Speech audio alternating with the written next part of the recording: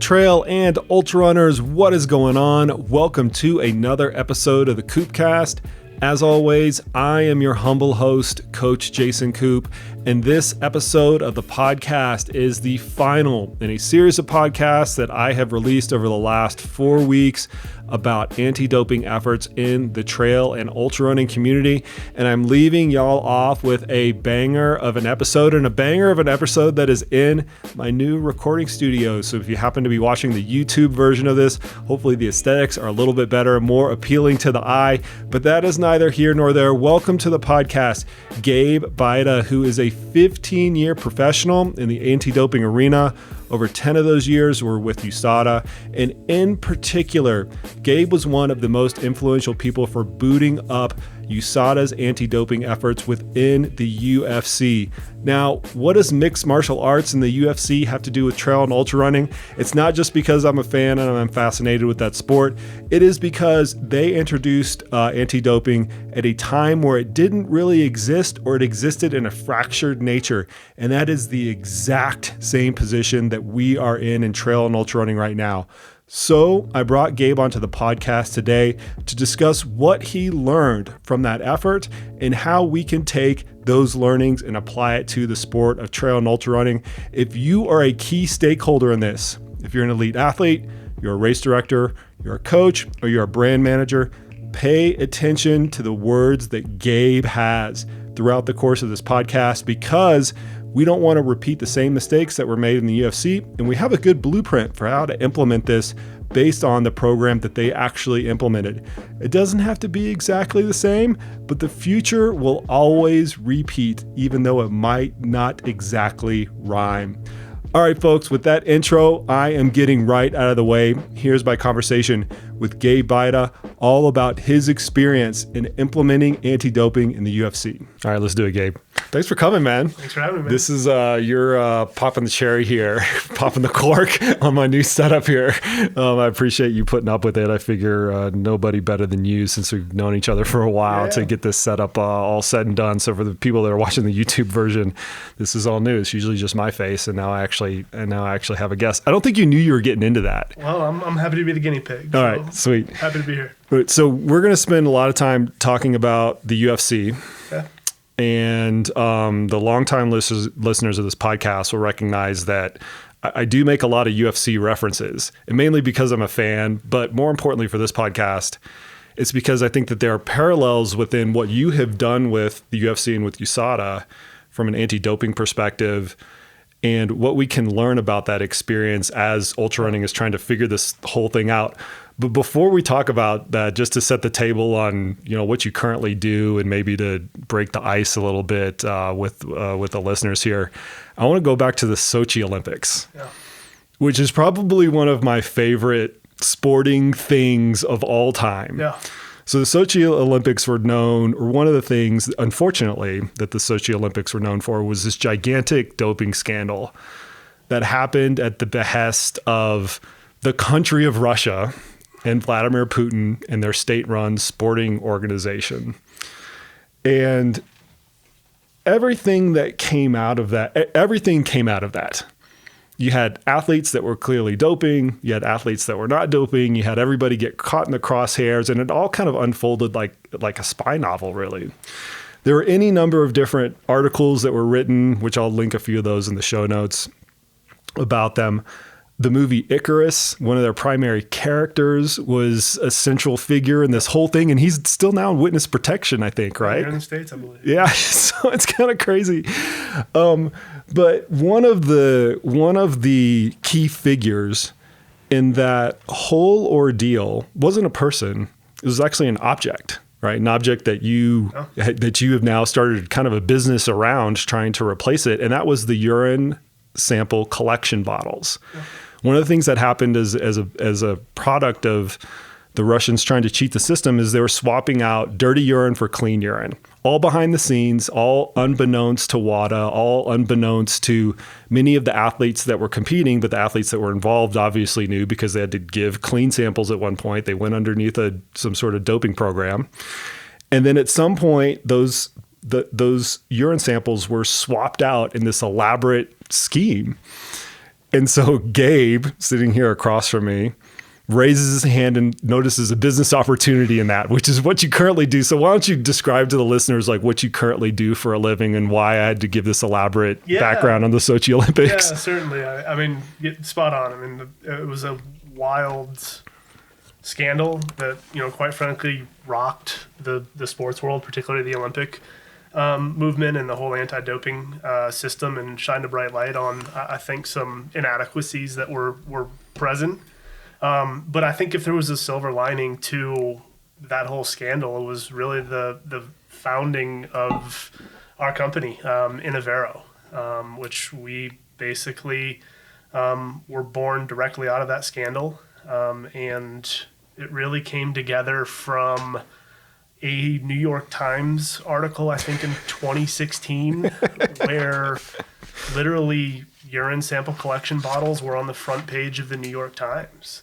And they were at the center of that whole scandal. And it made it really, really difficult for national anti-doping organizations like USADA, professional sport leagues like Major League Baseball, and some select other kind of North American groups to go to their athletes and their biggest stakeholders and say, hey, you can have trust in this system. It works. It's great. The collection equipment's good.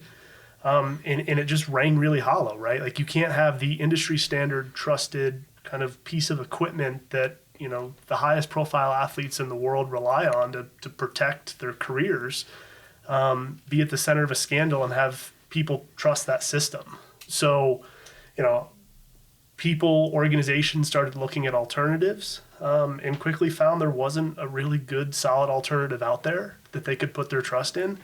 And have their athletes put their trust in. So, fortunately for me, the likes of USADA, the U.S. Anti-Doping Agency, and Major League Baseball pulled some resources together and founded Innovera to develop, state-of-the-art, high-security sample collection equipment to better serve their athletes and the world's athletes. So. And I think it's a good illustration on kind of like a couple of fronts. One is just entrepreneurship at its best. Sure. I mean, the way that you describe it, hey, this was on the front page of the New York Times, right? Yeah. This is on the front page of the New York Times. Let's make a business to try to bring some competition into the marketplace.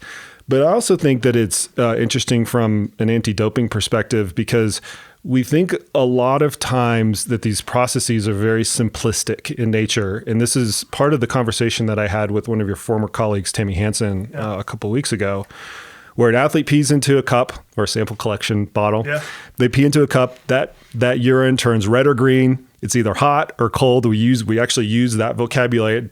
Somebody pisses hot, sure, and then everything magically kind of like works out the way it should have. But even the sample collection bottle, right? Something that's fundamental, right? Somebody's putting their biology into it, right? Yeah. They're putting something that is being excreted out of their body into it, and it's getting transported to a lab. Something as quote unquote simple as that needed re-engineering and innovation, right? To use your word, to add integrity, right? Or to bring back integrity to the whole system. Yeah, it's not unlike any other industry. Like I've always said, as we've looked at kind of the marketplace through the lens of Innovera, like the moment you have stagnation, innovation stops. And you need innovation to continue to be competitive, and you need to have innovation in order for the market to move, so to speak, and to continue to have new user-friendly products that move the awkward invasive sample collection process forward. You have to have innovation in that space and new initiatives going on in order to stay at kind of that forefront of kind of the industry in that way, and in order for athletes to have trust in a system and not have massive scandals happen. Your equipment needs to be changing, your processes need to be changing. In the training, ultra marathon training world, I'm sure your training schedules constantly have to be training. So it's just stagnation never leads to anything overly good. Yeah, I really appreciate that sentiment in all industries, right? Yeah. Not just in sport. Okay, so with that table set, I always love that story. You out of a lot of the people that I come into contact with and a lot of my colleagues, you have the best stories, and that's just one of them. We might talk about a few of them throughout the course of this podcast. We'll see how many of them actually bubble up to the surface, because you've got the best ones working with the UFC. So we're going to go back several years. Sure. And the reason that we're doing this, to kind of lay it out for the listeners a little bit, because this is going to be a trip down memory lane, is that several years ago, the UFC contacted USADA to come in and create an anti-doping program for them when one didn't really exist, or at least a fractured system existed at the time. And the reason that story and your experience is important is because trail running is in a very similar situation. And I think that a lot of the listeners will start to hear these analogs as you walk through a little bit of that experience. But before we get into this, I'm going to brag on you a little bit, because you're an experienced person in the sphere. You worked for USADA for almost 11 years. Yep. Nearly 5 of them was within this UFC program. Yep. And having done that for that long of a period of time gives you scope for the beginning, the middle, and now the end of that UFC USADA relationship, which we're not going to get into too much. And I think that is extremely important to see all aspects of that. So we're going to start at the beginning. I've been a fan of mixed martial arts way before they were on ESPN, back way before they were even on Fox Sports, when they were on Spike TV, way back in the day. And I remember this whole storyline quite well. From a business perspective, the UFC was trying to become a quote unquote legitimate sport. They had a very clear directive in front of them. They wanted to grow their audience size. They wanted to grow their market size. They wanted to be on ESPN, right? That was kind of one of their gold standards. And one of the pieces of that, not certainly the only piece, but one of the pieces in one of the ways that they were trying to legitimize this cage fighting sport, which was ridiculed in a lot of sporting world, certainly is illegal in a lot of states. One of the key components of that was bringing anti-doping into the sport itself, from not from an early stage, but at least the middle part of their business development. So they contact USADA. You're working at USADA at the time. You have worked at USADA at the time.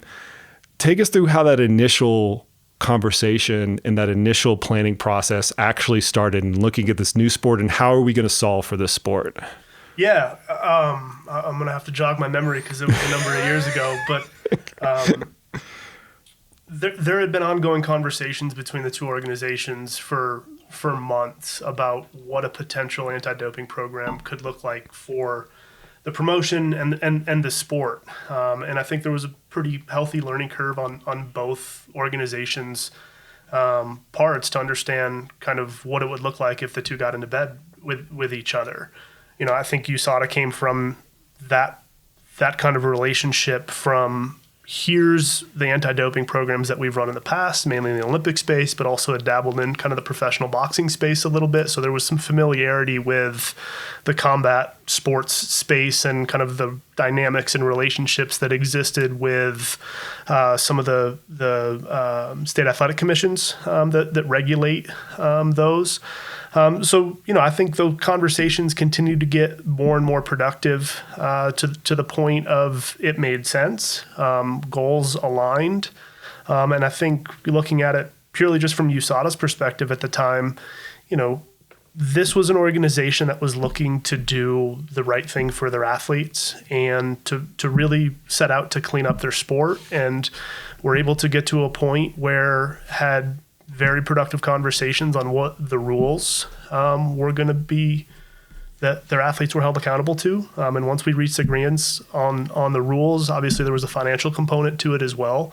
But then it was really, what does it look like to implement a program for this? And that's where I came in. And I was fortunate enough, I was, pretty early on in my career, and the powers that be at USADA asked me to kind of transition over to run that program. And I saw it as a really awesome opportunity.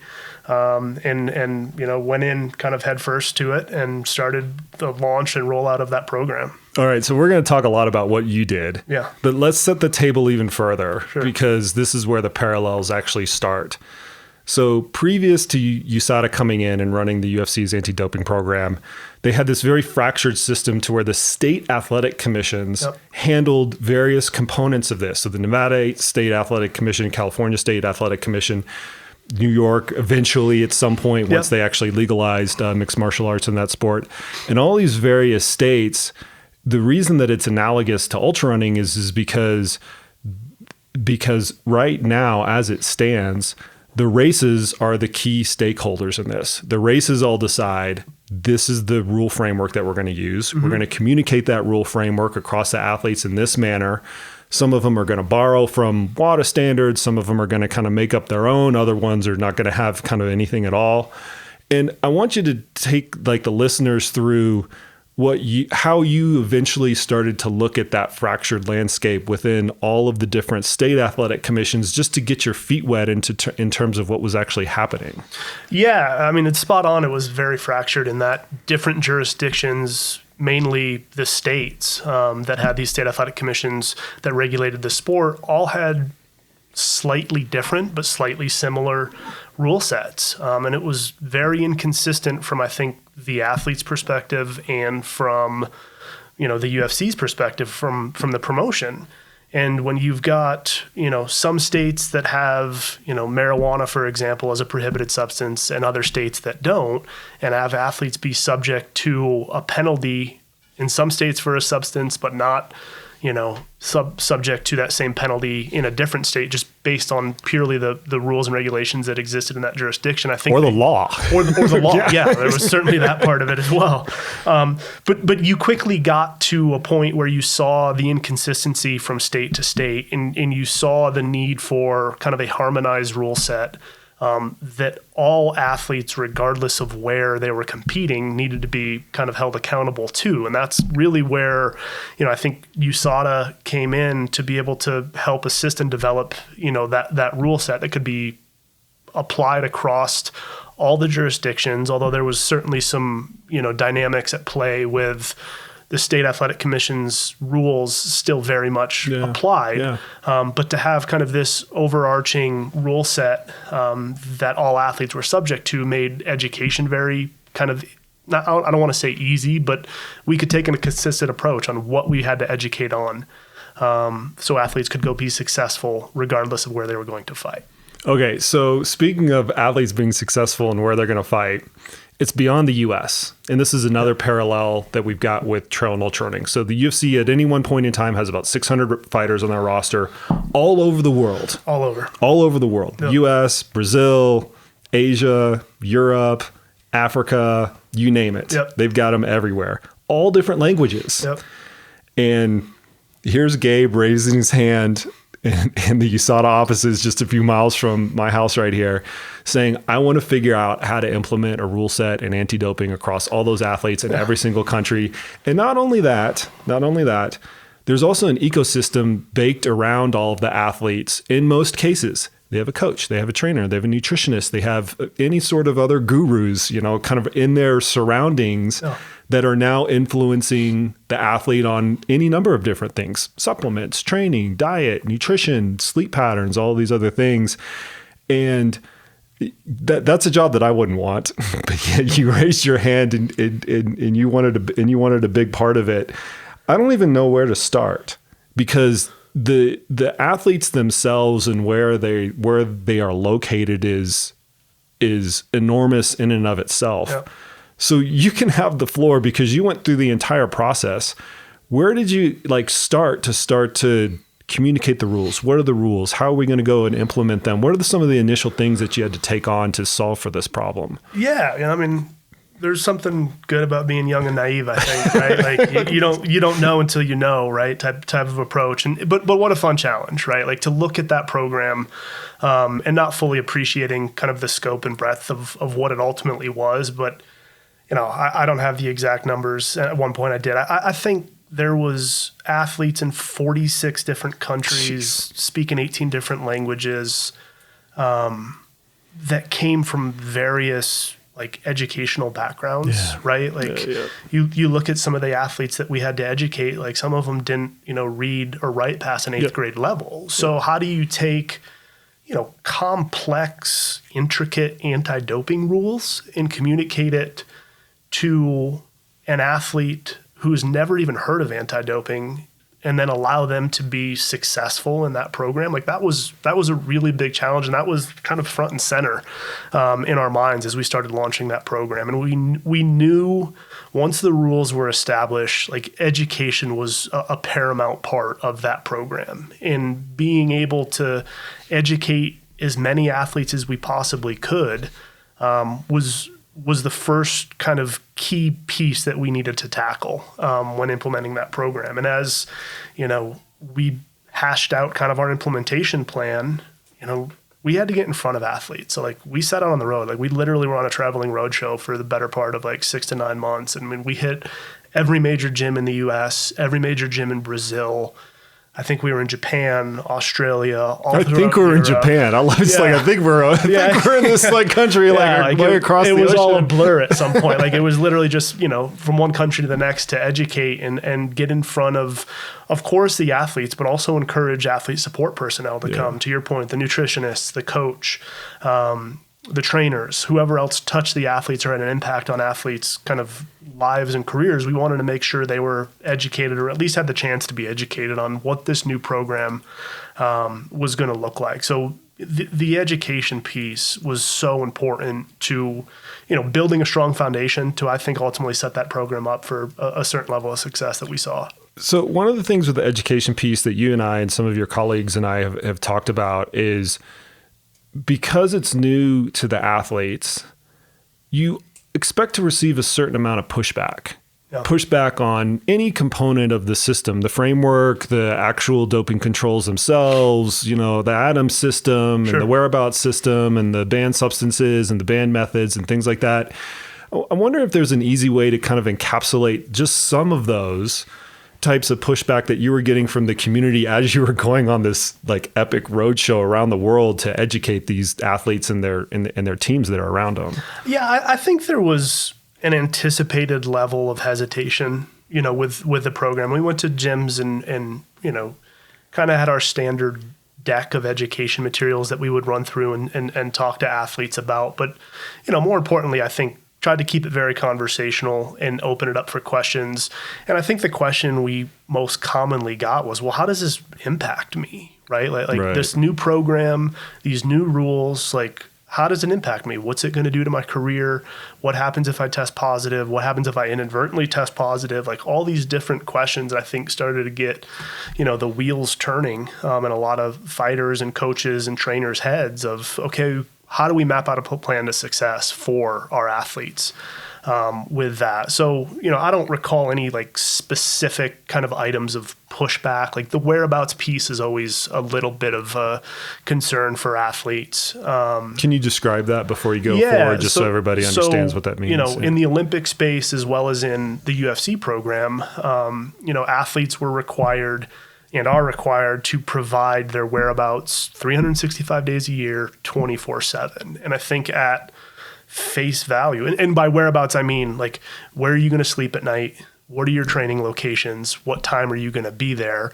And then if you're going to jump on a plane and you want to go to Arizona for training, you need to update and tell us that. Or if I want to go on vacation with my family to Mexico, you need to update and tell us that. So like, and the purpose of that is? The purpose of that is to be able to locate athletes anytime, any place for no advance notice testing, essentially. So, this is probably one of the biggest burdens that are placed on athletes that, participate in a pretty thorough anti-doping program, is having to provide their locations 24/7. Like it's a huge burden and no one's really figured out a good way to get around that yet. Yeah, the athletes are just like, chip me. just like literally, put a GPS chip on me, and then you know where I'm at. Exactly. And as technology, continues to evolve and develop, and obviously our smartphones are great tools, for that. But we've yet to see like a full-blown GPS tracking solution out there that allows athletes to just say, you know what, I'm going to opt into this and let the person who's supposed to test me find me based off the whereabouts app. Like that I think is ripe for opportunity. But we're not there yet. And back to kind of your original point of give some more context on whereabouts. Like it's literally providing your location 24/7. And that comes with some teeth on it. If you don't do it and you don't do that 3 times in a 12 or 18 month period, I can't recall exactly what the window is at this point, but you could be subject to a suspension. Yeah. So it's a really integral part of those anti-doping programs, but it comes with a huge burden on athletes. Well, and it's interesting also because some athletes previous to being subject to any sort of doping control will literally go off the grid for their training as part of effective training. Yeah. I just want to go and isolate myself in the mountains and train like a monk, right? And I don't want anybody to talk to me. I don't want to have any contact intentionally. Yeah. And other athletes will want to do that to dope. Absolutely. It's a really fine line. And I can think of instances, with a global program that we were running. Like I can think of examples of in Russia in particular, we're trying to show up to test athletes in Russia. And it was a town in Russia that you've never heard of. And they literally were 3 miles up a mountain in some mountain hut training. And their point was, I physically can't provide a location because no address exists here, right? So it's that fine balance of looking at this from a sport perspective and where athletes train and live. And not everything is US centric too, right? Like we don't all have a physical address that's 1, 2, 3, 4 Main Street and you can find me here 24/7. I got to imagine in the kind of ultra trail running space, like you're literally off the grid for days at a time. Yeah, sometimes. I mean, and once again, to your point where not everybody has an address, that's quite common in Europe, right? How do you go and track somebody down? No. So certainly a point of consternation. Okay, so you're going in and you're traveling around, you and your posse, you and your USADA posse. You're going and traveling around to all of the gyms and to all the fighters and to all their networks around the entire world in all of these different languages. One of the things that I found interesting and unique about the program rollout that I think is worth discussing is this period of no fault that I don't know what the origin story of it is. And maybe you can actually clarify this for me, but there was a period of time that USADA was going through their anti-doping program, just like they would with their entire roster of athletes, but there was no consequence to it.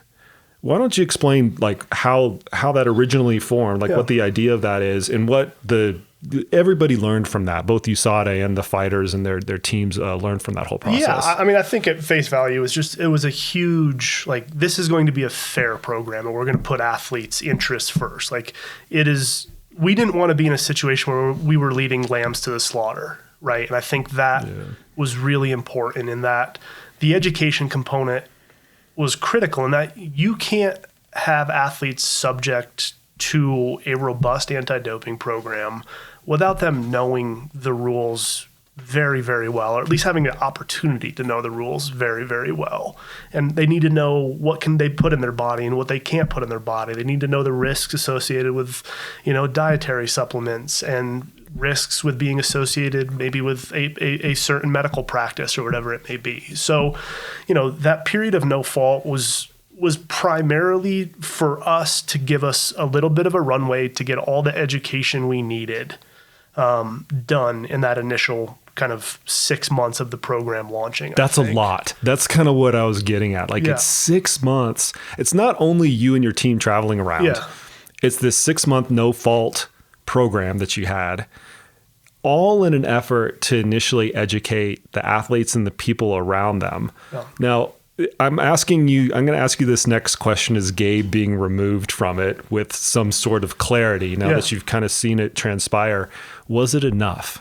Was all of that effort, was it enough? And if it wasn't, are there areas where you would have gone back and said, I wish we would have done X, Y, or Z differently? Was the 6 months enough? The whole thing, the education and the no fault piece.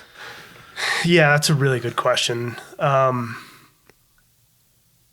I'd like to think so, yeah. Like being 6 years removed from that program and that job and looking back at, the level of effort was made to educate athletes and give them that period of time to kind of assimilate to the new rule set, I think was adequate. And I also think you should appreciate that it was also a stair-stepped approach to the implementation of the testing. And that's where the teeth of a program really come in, right? Like the rules are really important, but the rules don't do a whole lot if you're not out there doing testing, right? Yeah. And then getting results back from a laboratory. So while we spent, a 6-month period educating, when we started implementing the actual testing program, it wasn't 0 to 60. It was, I think we just started primarily like in competition testing, right. So at events. And you'll hear a lot kind of in the anti-doping circles, well, in competition testing is kind of an intelligence test in some ways, right? Like you, even when it was before that, you had the state athletic commissions testing primarily in competition. So you always knew the possibility that you could be tested in connection, with that. So, I think by way of focusing on education for 6 months and then taking a stair-stepped approach to implementing a full program, I think it was close to 18 months before we had a full-blown program in place that we were contracted to do. And that context is really important. That's a big commitment. Yeah. It's not turning on a light switch all of a sudden from one side to the other, like you don't have a program, and then 1 month or 1 week later you have a program. You all being the experts are deliberately taking this, to use your vocabulary, a stair-stepped approach in order to make sure that everything is fair, and also to give opportunity to like work some of the kinks out within any number of different places where that's just going to happen. A worldwide system where you've got so many different moving parts, and also the consequences of the results are very high as well. Right. Results meaning a lot of different types of results: the athletic results, the results of the anti-doping program, the results of the monitoring system. Kind of everything gets lumped into that. A lot of people will come up with the criticism or have the impression that it's just too much. Like, it's too complicated. Why don't we just test for EPO and testosterone and then give lifetime bans for everybody? Why does it have to be that complicated for the people who are thinking that?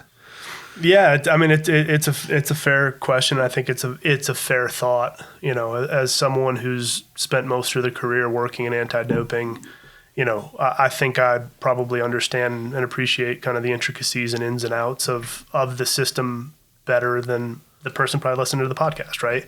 And I think the answer is athletes, and not only athletes, just people that want to exploit the system can find a loophole, and a small loophole, and they can drive a truck through it quickly if they want. So I think Russia brings the KGB in. Right. Like, they're going to find a way. We're going to find a way. So I think, from a overall system perspective, like, you need to keep it as tight as possible, but you have to balance that with the athlete fairness piece. Yeah. And it's this constant kind of balance in song and dance of, in order to have a super strong, robust anti-doping program, we have to have X, Y, and Z.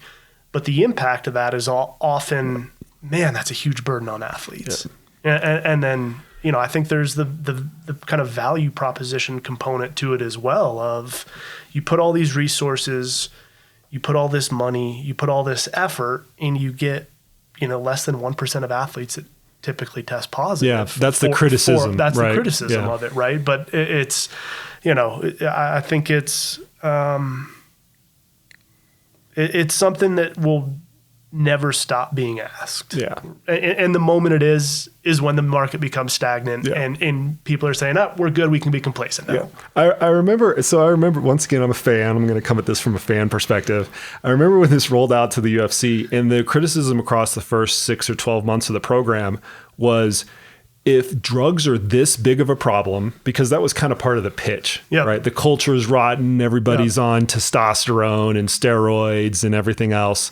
We're going to come in and fix this. If the culture is rotten and USADA comes in with, the superhero cape, you should catch some cheaters. And I think within the first 6 months of the program, there were like 2 positives. It was very, very small, small handful. And the criticism that emanated from that was one of efficacy, right? You're not catching people. Yep. And I kind of look at it as, you know what? They did a good job educating the athletes in advance and weeding everything out so that so that people didn't get caught up in the system like later on down the road. But I get both sides of that, right? And so I just remember, like I said, I just remember that unfolding in real time as being a criticism, but it is something that you have to balance, right? Yeah, certainly. And I think as we looked at that program, we wanted to catch intentional cheaters in that process. Like, it doesn't do USADA any good, the UFC any good, any organization that's running an anti-doping program to go out and just pick off every unintentional cheater, right? Like, and that's where I think the criticism of it was in part because we took 6 to 9 months to educate, and it gave athletes an opportunity to change a behavior, right? Like and we heard obviously all the rumblings coming in. It's a dirty sport. Athletes are intentionally cheating. And again, I go back to, we didn't want to be in a situation where it was lambs to the slaughter. It was, we need to be fair and measured in our approach. We need to give athletes an opportunity to know what the rules are, and we need to give athletes an opportunity to change behavior. Change behavior meaning they're using a prohibitive substance beforehand, and now they need to not use it. Right. I mean, I hate to like cut through it that sharply, but that's literally what you mean. That's literally what I mean. So you need to change that behavior, right? Yeah. And you couldn't do it just necessarily overnight. Of course. Yeah, so I think, like right, wrong, or otherwise, was it harshly criticized, 6-9 months in of where are all the positive tests? Why have only 2 people been caught? So, I just hope that gives some context as far as, we took a very fair and athlete-friendly approach as we tried to implement that program. I think the learning lesson from that is you always have to take a long-term viewpoint with these things. You can't evaluate it off of 12 months of success or 18 months of success or even 24. You got to look like 5 or 10 years out down the road. And everybody always holds cycling up as the example, but it actually is a good one in this case, right? Where it takes so long to weed out bad culture and bad behavior, and so long to put systems in place where you have to relentlessly kind of attack it on all fronts. It is not simple nor quick. And the solutions to it, I remember our mutual friend John Frothingham telling me this years ago. So the solutions to it are never perfect. They are always going to be met with some level of imperfection, and the pathway through that imperfection, to use your vocabulary again, is to stair step up or ratchet up what you are doing over periods of time. You're using an iterative process to solve for this problem. 100%. I mean, there is no perfect system. I think it's the pursuit of that perfect system that we're all, focused on. And you look at the vocal critics of anti-doping out there now, not from kind of the outside looking in at anti-doping, but people that are, career people within anti-doping that are always constantly trying to improve the system and trying to improve the governance and trying to improve, the prohibited list or whatever it may be. Like, there's this constant focus on continuing to improve, continuing to enhance to make it a more fair, more just, more athlete-friendly system. Yeah, and that's something that I think a lot of people don't realize that goes on behind the scenes. USADA has always been a great advocate towards WADA in changing things like that, whether it's procedurally or things on the prohibitive list, which get changed every year. And normally USADA has a little bit of a thumbprint on those types of changes, and I think that should absolutely be recognized. Okay, so let's try to solve for this problem. Right. We've gone through your experience, and now we get to kind of publicly pick your brain on how we can solve it for ultrarunning. You know a little bit about the sport. You and I have conversed a little bit. I've also had a conversation with my colleague who you've now been introduced to, in Corinne Malcolm, who's head of the Professional Trail Runners Association's anti-doping working group. I had a conversation with her in a podcast that was released last week, mainly on kind of the business side of it. Sure. So how do we solve this as a business? So we're going to leave that side of it out, right? Okay. We're going to wave a magic wand and we're going to fundraise $5 million or whatever it is. It's not that much at the end of the day. It's manageable within our ecosystem, but we'll put that aside just for conversation's sake. So let's say we have the money, we have a chosen anti-doping entity to manage it. Let's just call it USADA. It could be the AFLD. It could be anybody else, but they're going to kind of operate with a similar blueprint. What happens next? If I were to hire Gabe away from your current business right now and said, hey, dude, like solve this for us. Knowing what you know about the community and about how the races operate and where the athletes are located and what the coaches are dealing with and all of my personal gripes that I've brought to you over the years, how would you start to solve for this? You know, I don't think it's rocket science. I think the blueprint is there. In my mind, the piece that seems to be missing is kind of this unifying body that brings kind of athletes together and races together and is able to put together a rule set that everybody can agree to on that. And then from there, I think it's not hard to go out and find the service provider to be able to administer that program, is how I understand the space based off my conversations with you and based off my conversation with Crane. So I just, what does it take to get... Yeah, if it's so easy, why don't we have it yet? Come on, man. Come on, bro. So I don't know the space well enough to, wage my wagwan and snap my fingers to say, voila, it's done. But yeah, I guess that question back to you is like, what would it take for that to happen? And then I think the anti-doping piece falls into place fairly easily. And there's a real well mapped out kind of pathway and blueprint to follow when that happens. Well, so what has gone on in the background, and I think a little bit what you're alluding to, is I've spent a few days with your former COO, Matt Sticchio, mapping this very thing out. And it didn't take us very long, to be quite frank with you. We came up with a framework in, I don't know, 2 or 3 different brainstorming sessions that maybe took 90 minutes apiece with a couple people in the room. And that framework it's not perfect, right? To alluding to what I was discussing earlier, it's not perfect, but it's reasonable to start with.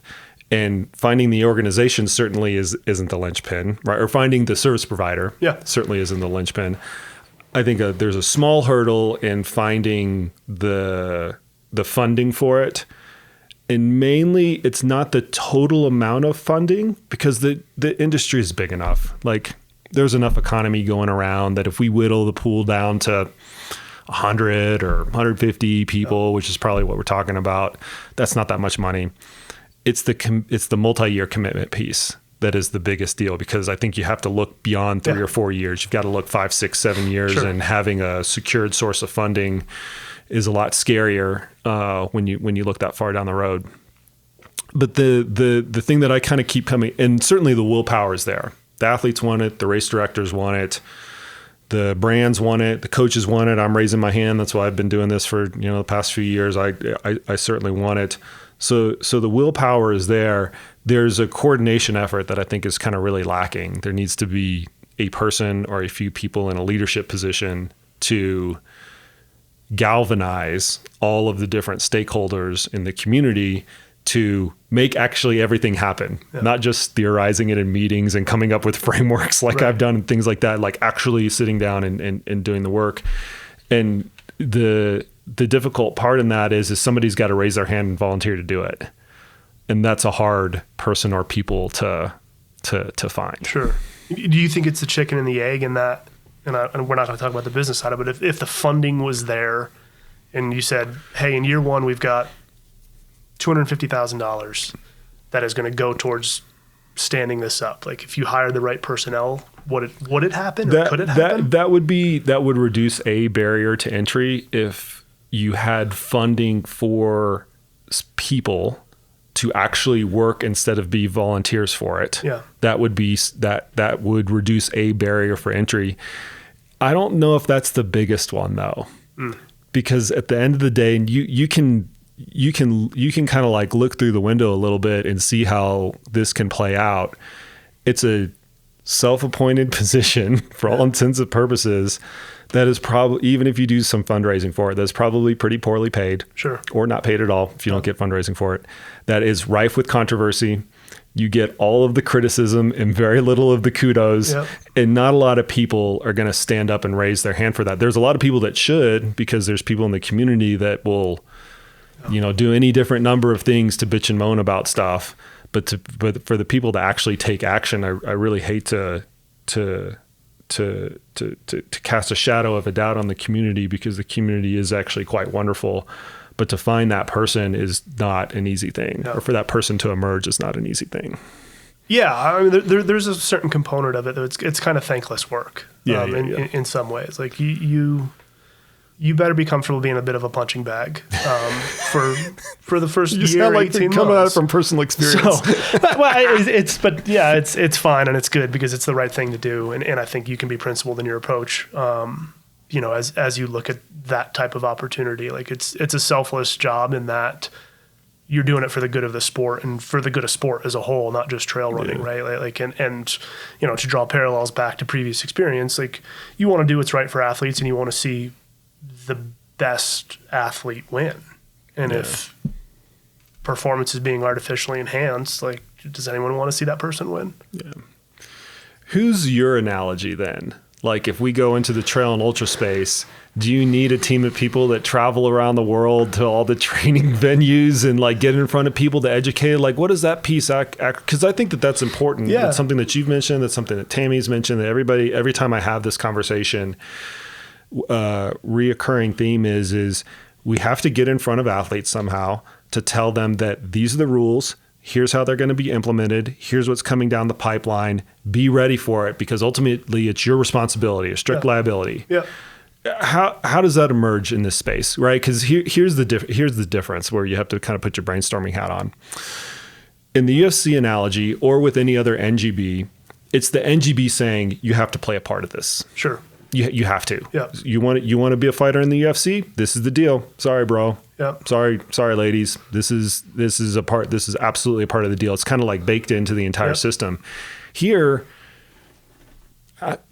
sure, we can determine a pool, but there's got to be a committee that determines who the pool is. Mm-hmm. And that I guess that institutional way of getting an athlete into the right organizational system doesn't exist.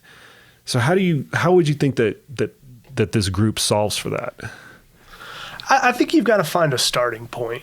And I've had enough conversations where, it's probably not going to happen overnight, and you're going to take some baby steps to slowly get to the point where you'll be able to consider a bigger, more robust program. And there's certainly some high profile races now in the ultra space and trail running space that pay really good money. What are the anti-doping requirements or drug testing requirements from these races that are, well sponsored, well funded, probably PE backed? Who knows is the answer to that. I just, at what point do the races start really, caring about, we want the people that are competing in our race to be clean? Can the races do that? Can the races say, hey, listen, we want to do out of competition testing for this group of athletes? Yeah, that's a good question. That's coming into the race. I mean, certainly that's not the most complete solution. Yeah. But would there be anything prohibiting a race? Let's just say the Pikes Peak Marathon, right? Sure. USADA does the Pikes Peak in competition drug testing. But could they raise their hand and say, you know what, if we're going to pay for, Gabe Baida's entry, we're going to test him for the 6 months leading into this race, and whatever other athletes that we're going to give entries to. Is that prohibitive anyway, or is that a reasonable starting point that races could actually, once again, waving the magic financial wand here? I don't know. I'm not a lawyer, so I can't really answer that. But I'm trying to think back to some of the other similar experiences that I've had where, we've had private groups that came to us while we were at USADA and say, hey, we're going to contract you for like boxing, for example, and we're going to enter an agreement with you, and you're going to do the in-competition testing at the fight, but you're also going to do 12 weeks before you're going to run out of competition testing. So I suppose... And they're telling you who the people you're actually testing are. Yeah. They're determining the pool, essentially. Right, the person you're contracting with says it's these people. Yeah. You don't need to get involved in figuring out who these people are. We're going to tell you that. Yeah. So maybe there's some parallels there with individual races where, we know the athletes that are going to be running in our race, and as part of, the agreement we sign as an athlete to run in that race, the jurisdiction applies back X number of days, X number of weeks where they could be subject to, various anti-doping procedures. Like, I also think about the state athletic commissions in both boxing and the UFC space, where I think as soon as the state athletic commission licensed the fighter in their state, they had jurisdiction to test them, type of thing. So not apples to apples, but not far off is kind of my thinking there. Since we're kind of on this subject, I wonder if you can explain to the users, when there is a private contractor, who determines who in the pool is getting tested? Right? So we know who the pool is. It's 600 fighters. UFC, you sign on the dotted line. You're now subject to this. How does it happen that fighter A gets tested 10 times a year and fighter B gets tested twice a year and fighter C gets tested 1 time a year? How does that transpire? Yeah, I mean, at USADA, we had a pretty robust kind of risk assessment tool that drove a lot of that. There's some probably behind the scenes things that I can't necessarily talk about, but, a lot of the biological data that you get from results obviously drive kind of future testing plans. So you're looking at an athlete's biological profile and saying, this looks funny, or you have a program that says this looks funny or this doesn't look funny, and you apply more resource to it. Here's an abnormal result that we got. It's not a positive test, but here's an abnormal result that may trigger some follow-up testing, as a result of that.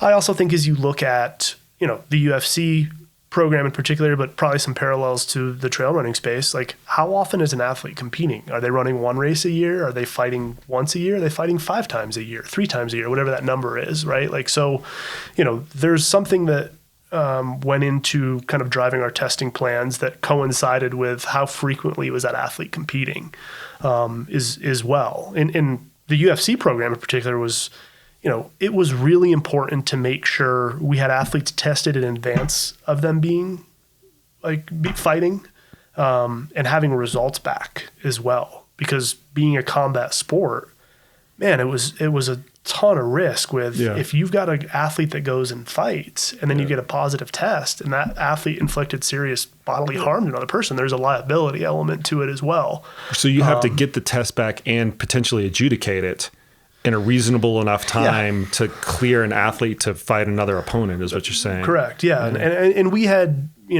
mechanisms built in where you could expedite adjudication processes to have, a decision, right, wrong, or otherwise, as far as, whether or not that athlete should be able to compete. So the pool, first off, to kind of encapsulate the question and answer really quick, the pool is created by an external organization. In the UFC's case, they say, listen, this is the 500 or 600 fighters that you have jurisdiction over. Yep.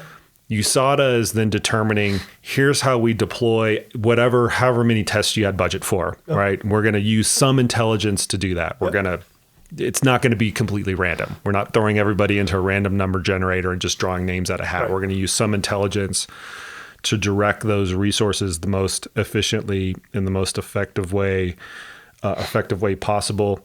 If you need to balk on this question, that's totally fine, because I know there's a lot of stuff under the hood that you're not at liberty to talk about. But I was wondering if you can divulge a little bit of what goes into that intelligence. What directs Johnny's going to get 10 tests and Susie's only going to get 1 test? Is there anything that the listeners would appreciate to know in that whole process that you can elaborate on? Yeah, I think at a high level for sure. And I touched on a couple of them already, like competition schedule, how often you're competing, biological data that we get back on tests that have been completed. And obviously each one of those tests is screened for a panel of, prohibited substances, but also looking at, various biological markers that may be indicative of performance enhancing drug use. And if any of those, kind of markers come back that we see that isn't enough to warrant kind of a actionable positive test or something to move forward with,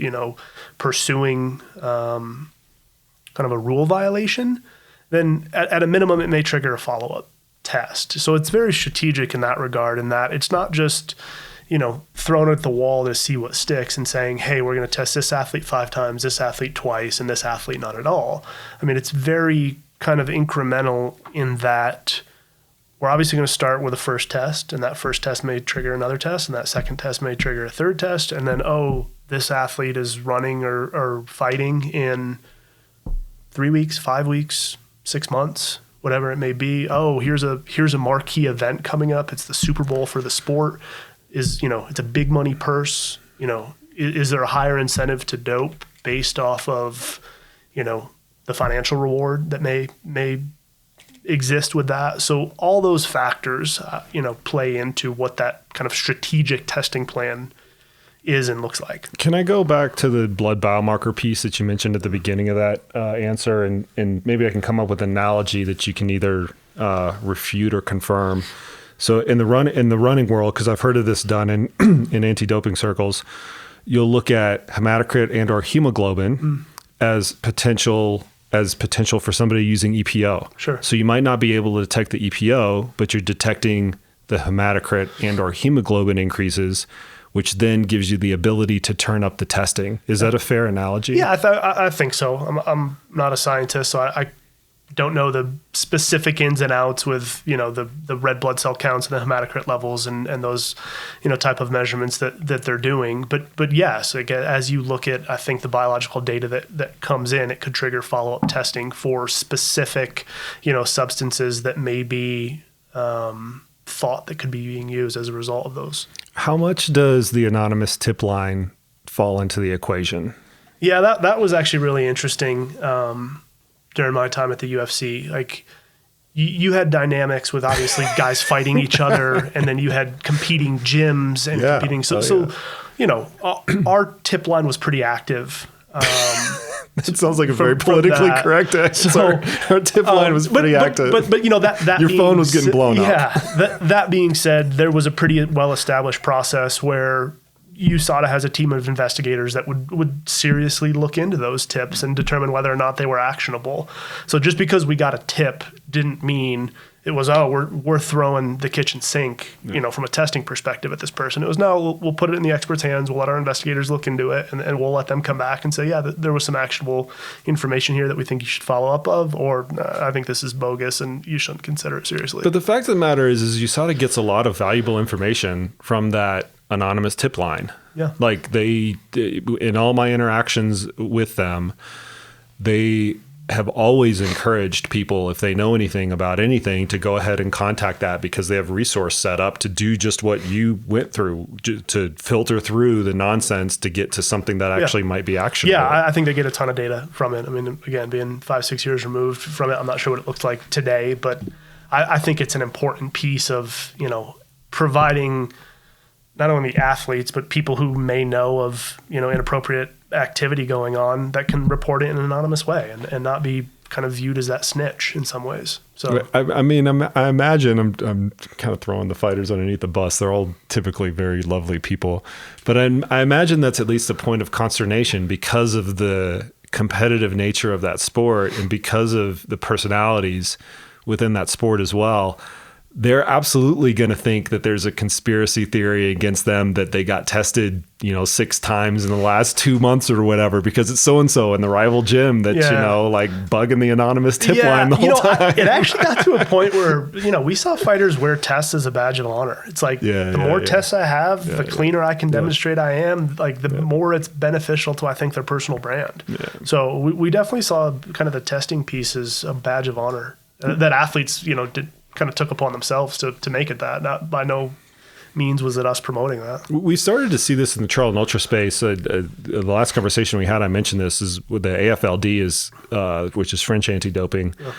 They've somehow co-opted some of the elite French trail runners into their system like an athletics athlete, so like any other track and field athlete. And I don't profess to exactly know what the mechanism behind that is, whether it's like a club type of license like we see here at USA Cycling or whatever. But one of the interesting things that I've seen come about because of that is the French athletes that are now part of it are now putting that out on social media, just in the vein that you mentioned, which is as a badge of honor, like I've kind of made it, you know, and like, hey, listen, like this is part of the gig. Everybody get in line. Yeah, I think so. I mean, I have always looked at kind of the collection process as an inconvenience, but I've seen just still, following folks on social media of like people embrace it a lot more. And when they get that first test or that second test, it's like, I have made it. I'm an elite enough athlete now to be drug tested. And there's something like admirable about that, I think. I want to go down the road a little bit further now. And we've talked about like the whole setup, right? How to set it up, how to go and educate the athletes. You have to have a system. Everybody has to kind of agree upon the rules, even though we might agree to disagree on some of them. We're going to have somebody implement the testing, somebody do the results management. But at the end of the day, athletes get caught cheating. How did you go around the gyms and like counsel the athletes on that particular process? Like somebody in here, just as a proportion of math, right, is going to have to go through that process. Yep. Like what was that like? Yeah. Nothing stands out really. When we were going through that process of, educating athletes on that process. I mean, and we spent a good time, educating athletes on how not to get yourself in that process. And I think not to get tripped up in the system or how to right. And again, we didn't want to lead lambs to the slaughter, and we didn't want to, catch unintentional, cheaters or punish unintentional cheaters, I think is kind of the more important piece, with that. But I think the important piece is there is a process in place that allows for a fair and just outcome. And if you took a supplement that was contaminated and it was relatively low risk, for example, there is a pathway for you to essentially get out of jail free card type of thing. And I think it's also important as you look at the programs, you always have the opportunity to go to an arbitration where you have an independent arbitrator, hear your case. So it's not necessarily,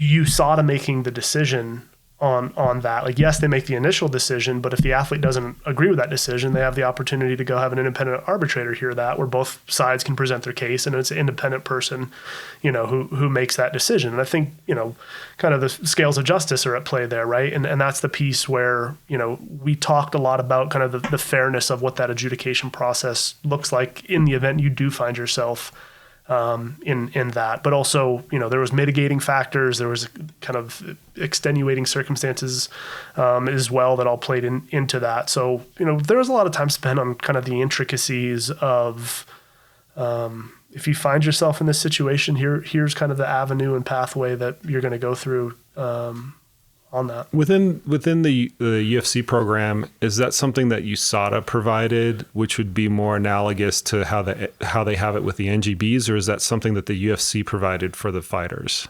In regards to just the arbiter, eventually. I think the UFC paid the independent arbitrator. Because that's the financial sticking point in a lot of these negotiations. Is once you go to arbitration, your cost goes up like tenfold. Yeah, like it kind of gets ridiculous at that point. You see that argument a lot in kind of the Olympic space with CAS and just how cost prohibitive it is. Yeah. From the CAS being Court of Arbitration for Sport. Correct. Yeah. So I don't quote me on it, but I think the arrangement was the independent arbitrator had a separate agreement, or the independent arbitration kind of committee had a separate agreement with the UFC on what that kind of ultimately looked like and the costs associated with that were. Because during the lifetime of that program, and we're not going to go through all of those because I don't want to give you any more gray hairs, Gabe. There were several high profile instances of where they had to go through that adjudication process, and that is never any fun. No. Because it's all in the public spotlight. The athlete brings it in the public spotlight. The anti-doping agency brings it in the public spotlight, and here the agency that the athletes are competing underneath, which is the UFC, brings it into the spotlight as well. The conflicting points all come into the spotlight, and it gets adjudicated both in the court of public appeal, which is always very tenuous and tricky, and it also gets adjudicated by a panel of experts or an expert. Yep. And those things inevitably come into conflict, which creates a lot of the consternation between the public and anti-doping and athletes and things like that, all of those arenas kind of overlapping at the same time with any one particular issue. Yeah, it was front and center, kind of day in and day out of that program, right? Like the court of public opinion was quick to judge, as it always is, not just in the UFC sports. Space or sports, but even in everything anymore. It just moves so fast, with that. But I think that process takes time, right? Like in order for kind of, like, let's take, for example, if an athlete, is claiming a contaminated product or a contaminated dietary supplement caused their positive test. Well, it takes time to, one, identify what it was, two, to go source it independently, send it off to a lab, test, confirm it. Okay, that one wasn't it. Let's go through that whole process again. So there's a lengthy, I think, process that needs to play out in order for a fair outcome to be reached. Yeah, and here's the issue that I've always brought up with that is that the people that are deliberately cheating and the people that genuinely have that happen to them, and there are there are people in both of those categories, use the exact same excuses.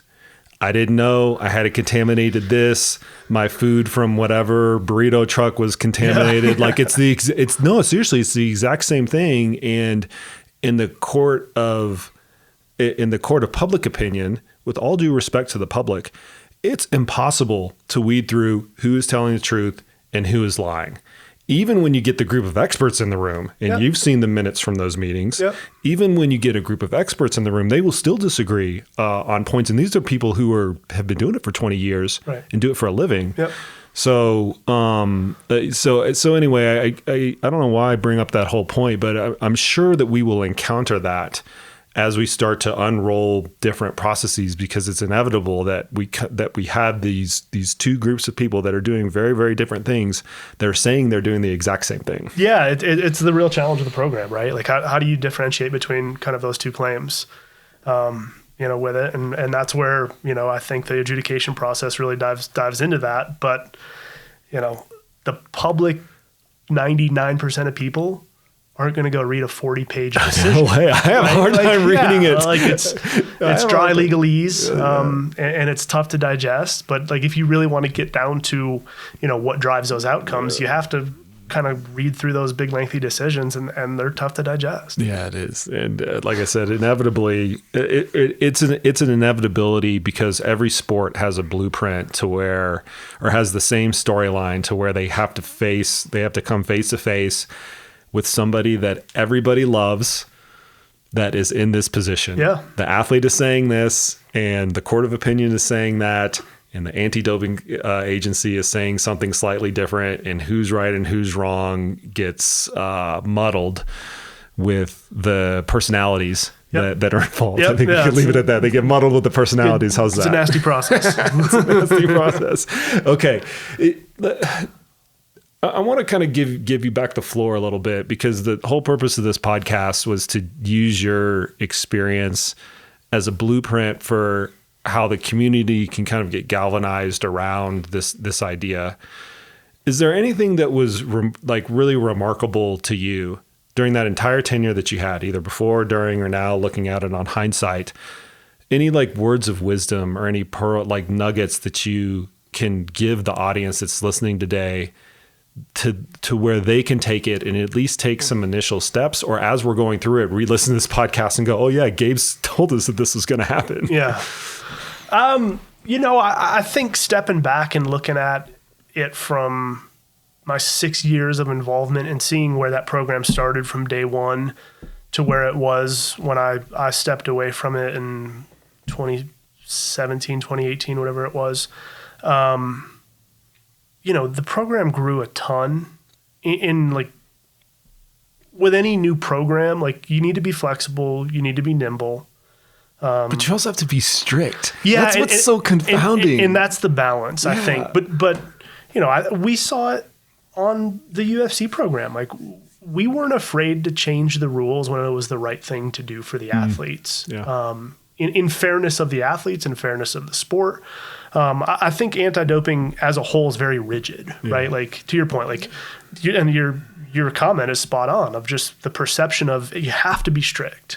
you have to be strict, yes, but you also need to look at this with a common sense approach from time to time. And it's certainly not a one size fits all approach. And I think there's certainly nuances within the trail running space that I have no idea about that you probably do, and the people that are involved in it say, hey, here's what the UFC did. Here's what WADA does. Here's what professional sports do.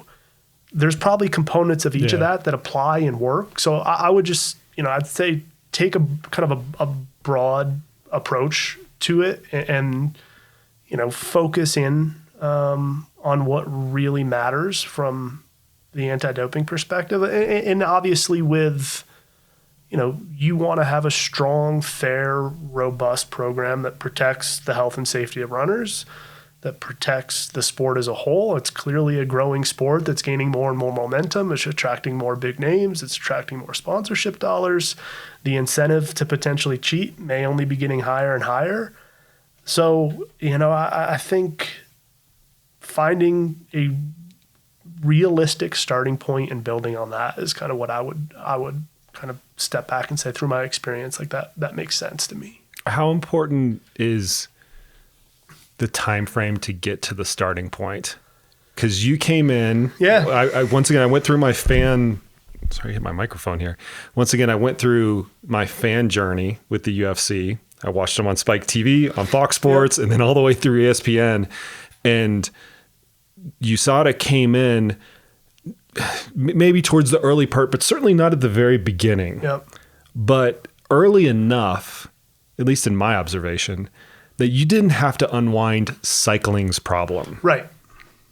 So I wonder if you can kind of describe to the listeners that, like, how important it is to get in early enough to where you're not unwinding all these like cultural problems and systemic widespread, things going on and stuff like that. You certainly don't want to be late, right, to the party on and that. They were almost late. I mean, that was I think they were close. Yeah. And hence why they ultimately came to us, right? They were really smart and they saw the writing on the wall of the direction the sport was heading.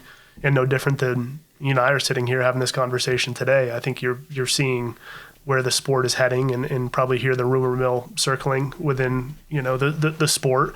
The sooner the better, right? Like, is there anyone that's going to make an argument that, we put this anti-doping program in place too soon?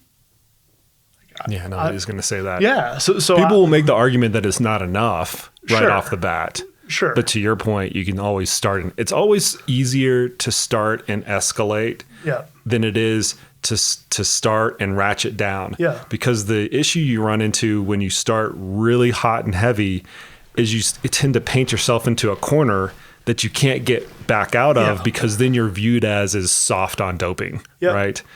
I think it's a lot harder to unwind perceptions and culture than it is to implement a program. Yeah.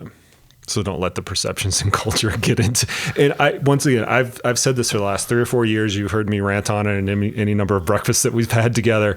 We still have a good culture. That's not static. It's dynamic. And if you get ahead of the problem before the culture changes, it's way, way easier to change than when you have a rotten culture and you're unwinding all the education and all the culture and all the bad actions and everything kind of all at once. There's just fewer problems to have the earlier you get into the game. And I think you're a step ahead of, some sports in ways in that you've got crossover athletes that had competed at an elite level that have been subject to Olympic-style drug testing programs that are now competing in trail running or ultra, and they're asking for it in some degrees, right? Like, we need this. We can see where this is heading if it doesn't happen. You also have a landscape where, yes, you have different kind of fractured jurisdictions, but you have the likes of AFLD in France that's already doing something in the space. So there's a certain standard that, athletes are starting to grow accustomed to. Not to jump back into kind of the overarching regulator, but when does the AIU start to look at the sport and say, man, this is gaining some serious momentum. Do we need to have a part of this? Yeah, that's a potential catalyst. The AIU being the Athletes Integrity Unit. Is that the right acronym? Athletes Integrity Unit. I always forget the last acronym, like agency, right? I always want to say something else. But anyway, I think you're right that it's ripe for somebody, for an organization that currently exists to take over some of this. But I don't think that that's all of the solution because of this fractured nature. I do think that a big part of it is taking that fractured nature and galvanizing it in, I don't know what the format of that is. I don't profess to have the answer here. Yeah. But galvanizing that in somewhere. And what I mean by that is taking the brands, taking the races, taking the elite athletes, taking the coaches, anybody who's a key stakeholder, and galvanizing that group together and saying, okay, this is what we all agree upon. You might disagree a little bit here, you might disagree a little bit here, but this is generally what we all agree upon. Yeah. Let's kind of go forward with that. I don't think we're kind of like close but far. I don't know how else to describe it. I think you're probably spot on with that, right? Like, you're starting to have the conversations, you're starting to think about it, which is great, but you're a long way from cup to the lip on some of that. So plenty of room for progress and growth.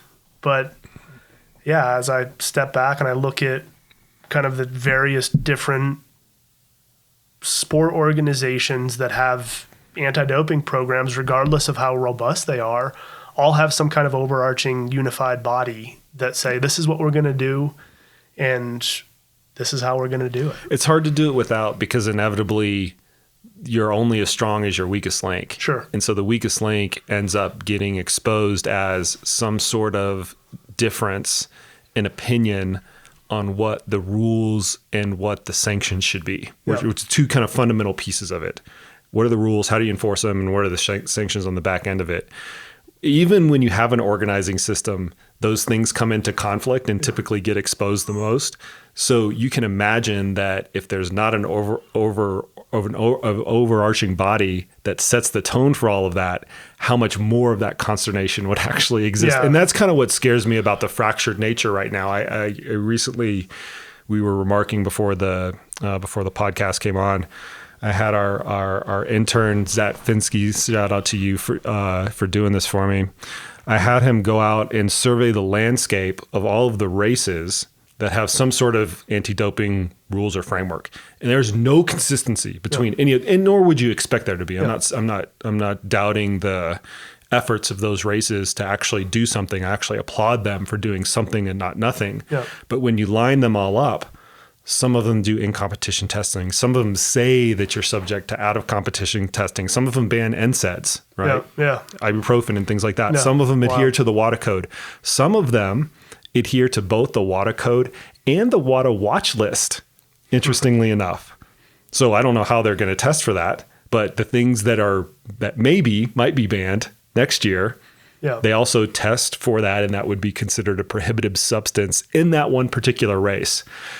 And so my point with all of that is if we use that as a little bit of a blueprint for the fractured nature, my fear is that fracturing continues to propagate where everybody's kind of got their own opinion and then nobody can keep track of the rules. Yeah. That's why the overarching body is extremely important, so that everybody can play by the same set of rules. Because at the end of the day, and you know this just as much as anybody else, that's all the athletes want. They just want to know what the freaking rules are so they can stay on the right side of it. Yeah. And you know, the fact that athletes are starting to ask for that is, I think, a huge step. Yeah. Right. Like if you had the flip side of that where athletes didn't want it, I'd be way more concerned about it ever happening. Right. Versus that you have a concerted effort from a group of athletes that are starting to ask for it and push for it is a huge step in the right direction. Yeah. And they'll be the ones who I think ultimately can drive it across the finish line. Yeah. Ultimately, I do think that the athletes have to want it the most. Yeah. And if I get any comfort in this whole process, despite all my misgivings and frustrations and things like that, with the lack of progress of which I've had a lot that I've expressed on this podcast and privately as well, I'm heartened by the fact that the athletes want it so much. They might not all want they might not all want the same thing or the exact same thing, but they all still want something. And I think that that will eventually win out, that willpower will eventually win out. Yeah. Thanks, man.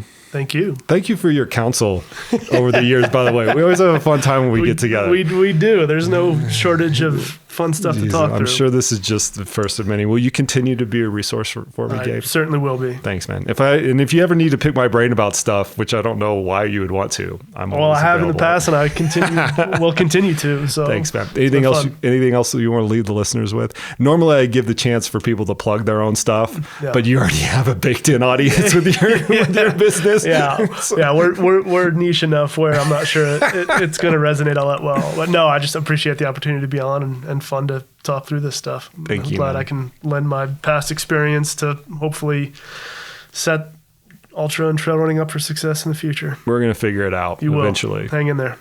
All right, folks. There you have it. There you go. Much thanks to Gabe for coming on the podcast today.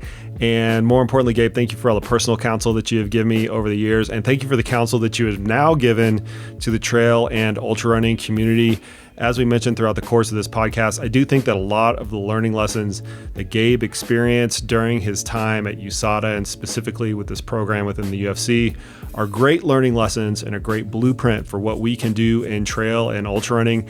Is going to take a little bit of willpower, a little bit of money, and a little bit of everybody coming together to figure it out. But I do believe that all the elements are there to take some initial steps. So thank you, Gabe, for coming on the podcast. I appreciate all the listeners out there for putting up with the last 4 weeks of podcasts that were all about the same thing. These are not going to be my most popular podcasts. They're not going to be the most downloaded. They're not going to be the most liked. They're not going to be the most shared. And I don't care because I think that they are the most important. That's one of the great things about not having to monetize my podcast is I can kind of do whatever I want. I do hope that if anybody out there, and in particular the key stakeholders, the elite athletes, the race directors, the brand managers, and the coaches of the elite athletes, I do hope that you have taken all of the information over the course of the last 4 weeks to heart because it is our responsibility to shape the community going forward, and we all play a role in that. There's something for everybody in all of that, whether you're a coach, an athlete, brand manager, race director. We can all take something from what we've discussed over the course of the last 4 weeks and do something with it to push this thing forward. The learning doesn't stop though. Not yet. Because the moment that this podcast gets released, I'm going to release a free edition of my research newsletter, Research Essentials for Ultra Running, that is all about, you guessed it, an anti-doping theme. Every single month, the research team and myself, we review 3 papers that are pertinent to the trail and ultramarathon space. And this month's issue is going to be all about anti-doping, and it is going to be for free, unpaywalled. You don't have to register your email address. I'm not going to spam you after the fact. I want you to download it and send it to your friends. Copy it, plagiarize it, do whatever you want to get this information out there. So please go to my website, jasonkoop.com/research essentials for ultra running. It will be the very first thing that you see. You will not have to enter anything, and I will not crawl and try to find you around the web in any way, shape, or form, because all I want to do is I want this information to get out there in the public so that the future of the sport continues to be as healthy as it is right now, and even healthier once we get one of these systems in place. So y'all go and check that out. I hope that everybody has taken the information to heart that we have had over the course of the last 4 weeks. We will be back to our regular scheduled programming next week with another killer edition of the Koopcast.